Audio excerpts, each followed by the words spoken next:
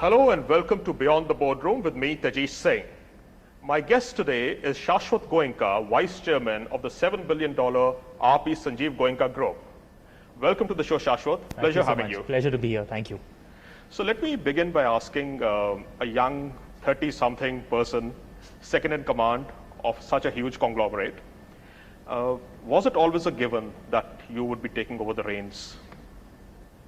So, when I look at it, growing up, for whatever reason, whether it was my grandfather, my father, at home, business was never discussed, at least in front of us as kids, right? So for a large part of our childhood, we actually didn't even know the huge legacy that we came from, right? But as we became teenagers and started becoming older, we started becoming more aware of it. And we kind of started developing a little bit of an interest in some of the things, right? And naturally more consumer things like music, like retail, were things that we could as children relate to, right? So I think somewhere in the back of my mind, I think it was always there that this is something that I would want to do. Was it a given? I don't know. I think to be fair, when I graduated from college and I was at Wharton in 2012, when I came back, at that point, I did have the complete freedom to stay back in the US, work there, whatever. And I chose to come back because I felt India is where all the action was. And I felt that I would get a much better learning opportunity being here with the family, in the family businesses, and a huge opportunity to grow as well. You talked about legacy, and your family is, of course, runs over 200 years, 220 plus years now, if I believe. Is it overwhelming at times for something, someone like, you who's so young? Do you feel overawed? I don't think I feel overawed, but I think there is definitely a huge sense of responsibility that is there, right? I think we're aware of the legacy that we come from, and I think it's important to also, and the responsibility is to ensure that you are able to grow that legacy and grow that legacy to become a much larger legacy for the next generations. Right. But you are dealing with the, chief executives of various verticals within the company who are obviously more experienced. Does that sometimes, put you on the back foot in terms of, they have more experience than me? Or do you take recourse to I have the family surname behind me? No, I don't think the family surname gives you the right to do a lot of things, right? It doesn't work like that. And I think when we're all in a boardroom or when we're in a meeting, everyone's an equal, right? And so really it's a lot about looking at data to make decisions. You have to keep emotions out, you have to keep egos out. And you can't just make a decision because of the legacy you come from, right? So it's really, and what works is people have different points of view. So a lot of times I may disagree with a point of view that's there, or someone else may disagree with a point of view that I may have given. And it's not that, it's an obvious given whose point of view is it that's going to be there. I think it leads to, in a way, the way I look at it is dissension leads to a lot of discussion and therefore leads to an outcome which is very well thought out. And I think that's the crux of how we operate, at least. For us, it's not been, just because I'm Shashwat Goenka, it needs to be done the way I want it to be done. It has to be very collaborative, and it has to be data-driven, and it has to be very logical.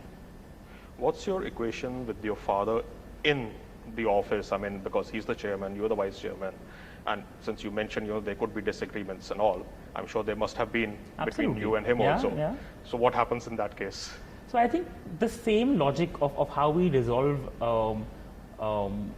different points of view on a particular issue applies even when Dad and I are discussing, right? And we do have a lot of times very common views, and a lot of times we don't have common points of view, right?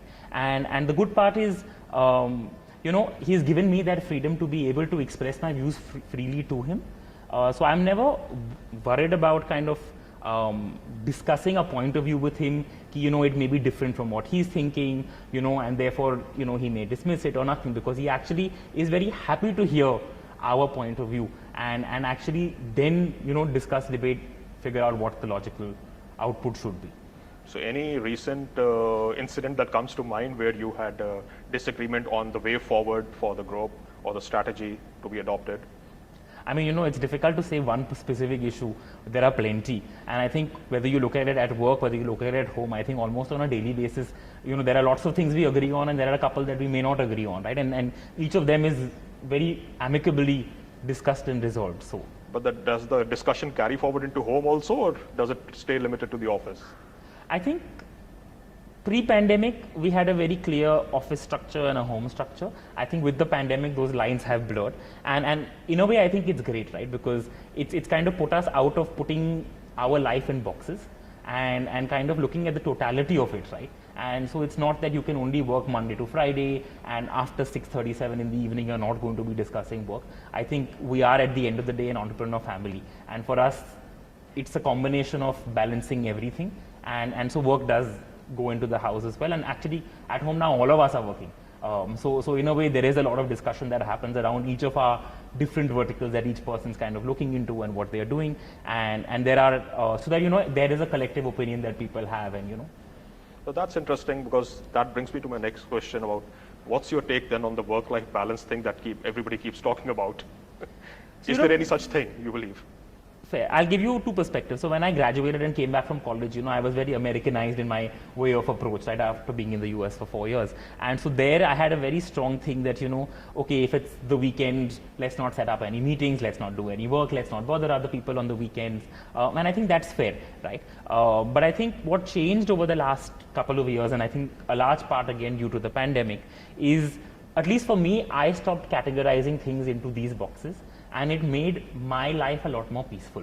Earlier I was always very stressed if I had to do, say, if there was a family commitment which was had to be addressed or had to be dealt with, but it happened to be during work hour. I was like, sorry, I cannot take your call. I'm just busy at work. And I think that has changed. And likewise, I'm very happy doing meetings if they're required over the weekends or at night or whatever it is, right? So I think that part has completely changed, and I think the boxes have dissolved. And I think that has led to a very harmonious work-life balance by default. But is that aspect only limited to yourself and your immediate family, or is that expected from the people working with you in your group? No, so I think the way we look at it is, of course, I mean, everyone has work, and work is only a part of their life. Work is not their whole life, right? And likewise for us. So the way I look at it is, people are responsible for certain things, and they need to be accountable for those things. And they need to deliver on those things. As long as they're doing all of those, they have the flexibility to exercise in terms of when and how and what they want to do. But considering what you just mentioned about your work schedule and the other activities that you are involved with, and you're still a recently young married guy, I would still say. It's been now 8 years? 8 years, yeah. Still not 10 years, young married guy. How does that sort of impact your marriage? So I think the good part is, so in Shivika, my wife, I think we have, we work very well together as well, right? So we have launched a couple of ventures together in the past, and we work well together. And the good part is she also comes from an entrepreneur family background, right? So I think she's also seen how important work is to our being, right? And so therefore it's not that difficult. And now, I mean, my daughter is almost 3 now. And I think I try to at least get that 1 hour of uninhibited time with her, so that I can have that with her. But beyond that, I think everyone's pretty okay. Yeah. You said you try to get that 1 hour. How successful are you? I try. I like to believe I'm decently successful, at least in getting quality time, whatever it may be. Mm-hmm. The group so far has primarily or chiefly been built by acquisitions. Is that something that you feel you would like to change in the near future? I mean, you have started a few ventures in the education space with your wife, of course, and you've launched a couple of brands also. Yeah. But in terms of a bigger portfolio in more consumer-centric industries, as you said, would you be open to greenfield ventures rather than just acquisitions? Absolutely. So I think historically the group has been a group that's grown through acquisitions, and what we've done well is acquire businesses, integrate them, and be able to grow them much faster than they ever were growing before, right? So I think that's something as a strategy that has worked for the group. But having said that, we've also been successful with greenfield ventures that we do. And so whether you look at our business, which is PCBL, which was set up originally by the family, or whether you look at 2Yum today, which was a brand that we launched, some other consumer brands that we've launched thereafter, and even the school now. So I think the way I look at it is it's not that we are going to go with just one strategy, it's going to be both. And for different things will be right. In some places, especially where you're trying to create something new in terms of a new industry or a new category or a new space, you may have to go with greenfield. Which is like what we did with 2Yum when we were entering into snacking, but there was no real brand at that point which was into healthier, better for you snacking, and that was guilt-free snacking, and that was the space we wanted to be in. But when you look at other spaces, like whether you look at our foray into BPO and IT, for example, there was enough that was available that could have given us a base, which is why we acquired First Source, for example, and then it gives you a base to grow, and then you can grow much faster, right? So it really depends on each specific case. So which other B2C sectors are you looking at? So when you look at the group overall, I think that the overall strategy is to kind of move away from what were defined as typical legacy businesses and kind of move to more consumer-centric businesses. And this is in two ways. One is through entering into newer consumer businesses, right? So whether it is FMCG, whether it is media, whether it is entertainment, whether it is sports, right? And we've done all of these. But also looking at the legacy businesses and converting them to becoming more B2C, and converting them, if not to become B2C, to become B2B2C, right? And that's the endeavor across all of our businesses that we're doing. You of course have major interest in the media sector. So why is that? I think it's always been something that we've been keen to do, and it was about getting the timing right? Because if you look at it, we've had Open Magazine, which was our own greenfield venture, since we were talking about green versus brown, and that was with us for a long time. And I think about a couple of years ago, we decided that we are now ready to get into a newer space, which was media, and that's really when we started with the. Shashwat, Goenka, growing up as a young child, when you first realized that, okay, my parents are pretty rich. Now, of course, you're working. What is the motivation that comes to get out of bed every morning and come to work? Because theoretically, if I have to look at it, wealth is not an issue. Growth is not an issue. All the industries, all the companies are basically on an autopilot mode with their respective leaderships and all. So what motivates you then? So I think for me, I feel like God has blessed me with a platform which will enable me to do good for the world, right? And I feel like that is what motivates me, is to be able to come here and to be able to add value and to be able to grow our businesses, which are impacting the lives of many thousands and millions of people in India and across the world, and trying to see how we can positively impact those lives. Your father is still actively involved with the company, the group rather.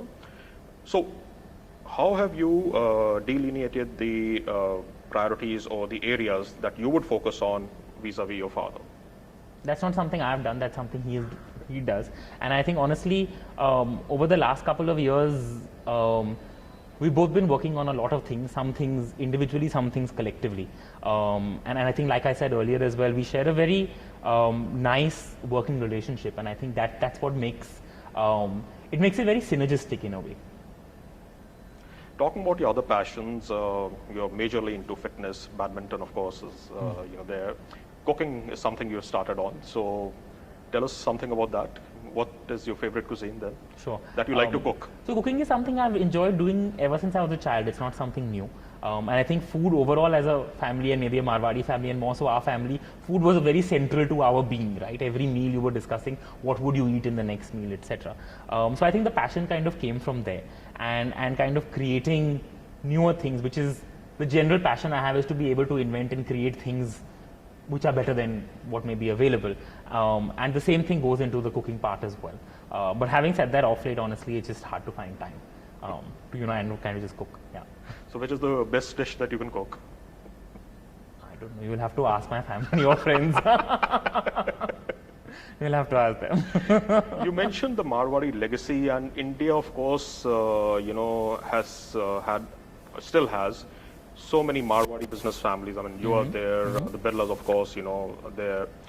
What is it about the Marwari legacy that enables these families to excel in business?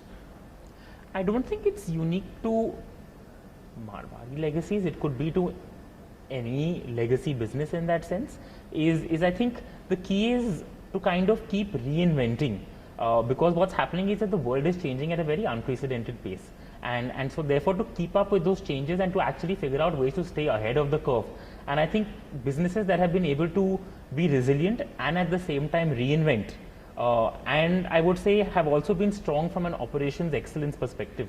I think our businesses or legacies that have kind of outlived the original founder and have gone through generations. So I think that's the commonality across, irrespective of what the legacy is.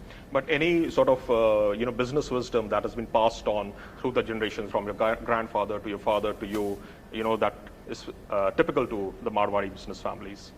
See, now I don't know what's typical to other families, but say for us, it was always very clear that you may come from the family, but that does not give you any sense of entitlement, and so therefore do not exercise a sense of entitlement, right? And you must be respectful, and most importantly, use data, use logic to drive your decisions, and don't just go on the fact that you come from a certain family. All right. Moving on. Executive health, of course, has now become a major issue, and we've had several unfortunate incidents, even in India, where executives very young have met with tragic ends. How important is that? And do you feel like in the US and all, executive health is a major concern for stakeholders and shareholders, and the executives have to disclose, any major illnesses? You think that should be made compulsory here in India? I would say anyways, I think at the point of recruitment you are, going through some kind of an executive health checkup in that sense. So I think that's where it is, but it's usually limited only to, the point of recruitment. And we're talking about senior executives who are handling, several hundreds of billions of dollars of businesses. Yeah, and I think absolutely. I don't think it should become a tool for exclusion. That if you have a certain issue, you cannot be recruited. But I think it should be a transparent dealing, because there is a certain risk that comes with it, and I think each board of each company should be equipped with that information proactively, so that they can take a calculated or a conscious call on what then is right. So what's the policy within the group? Do you expect your senior level executives to disclose? Absolutely. Okay, that's a good. Also, a lot of companies have now started, measuring the CEO performance through the stock market share price. Is that a fair assessment of a CEO's performance, you feel? Because like in the US and other Western economies, share prices are the barometer for a CEO's performance. You think that's a fair assessment, and do you think going forward we'll see an increasing, role of it? I think when I apply this, say, to what we do at the group, right, each company is different. But there are a couple of lenses that you look at, right? You will look at growth, top line growth. You will look at margin. You will look at profitability. Depending on the scale of the business and the state that the business is in, it'll either be EBITDA or PAT. And you look at the market capitalization, which is in effect the share price, right?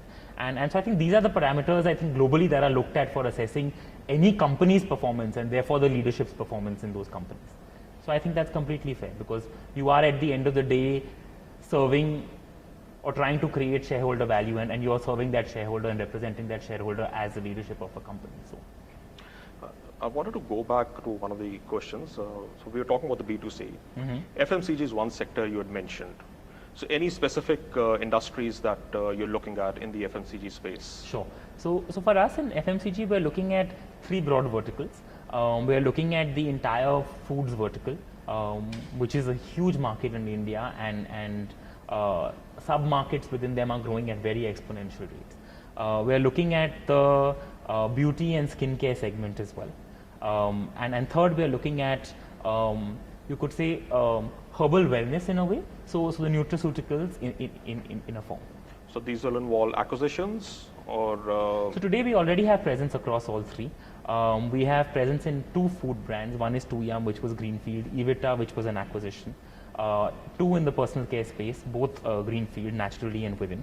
And in the herbal wellness, we've got two brands. Again, one was an acquisition, Dr. Vaidya's, and the second, which we've just launched last month, was 360, which is a greenfield. So, talking about your business family, one of the very few which has retained Goenka as its headquarters. Most of them have, others have moved out. So what are the challenges and the advantages of being here? We as a family have been here for over 200 years now, and it's obviously been great, which is why generations haven't moved up. And I think when I look at our businesses today, what are the key things you're looking at? You're looking at, can you get the right kind of talent? We've not found it hard to attract talent, right? We're headquartered out of here, but we have businesses across the world. So policies across the world are relevant to us, and that's all in line. So I think overall it's been a positive, rewarding experience. I don't really see any challenge, and this is something that even I remember when I was moving back from college, everyone said, "Are you sure you want to move to Calcutta?" My friends from other cities, and at that point even I was like, everyone moves Calcutta so negatively. Should I not? But having moved here, and I think you can speak to most of our employees as well. Once they move here, they never want to move out. But what about the business environment in general? The state has never had the image of being very business friendly. So what's your assessment? And I think that's changing now. Right? If you look at the business summits that are being done by the state as well, the kind of investments it's able to attract. If you look at the GDSP of the state, it's been one of the top 5 states in terms of growth over the last couple of years as well. So these are reflections of growth, and these are reflections that there is an intent to more business. So I think that brings us to the end of this meeting. Thank you so much. Thank you so much. An absolute pleasure to be here. We'll be back again soon with another episode of Beyond the Boardroom. Keep watching.